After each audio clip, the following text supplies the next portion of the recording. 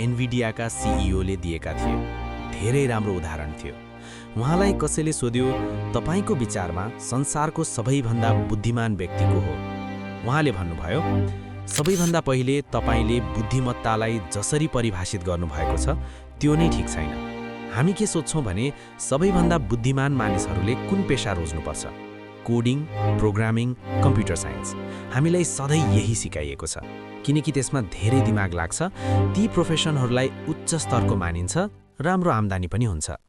तर जब एआई आयो, जुन काम मानिसहरूलाई सबैभन्दा गाह्रो लाग्थ्यो, एआईका लागि त्यो नै सजिलो भयो।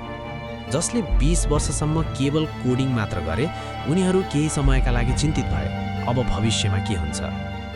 वास्तवमा एआईका लागि सबैभन्दा गाह्रो काम भनेको कला सम्बन्धित क्षेत्रहरू हुन्, जस्तै कपाल काट्नु, प्लम्बिङ गर्नु वा उच्च स्तरका कलाकारले बनाउने स्केच बनाउनु। किनभने एआईले सृजनात्मकतालाई अझै गहिरो स्तरमा बुझ्न सकेको छैन, तर गणना भने उसले धेरै सजिलै गर्न सक्छ।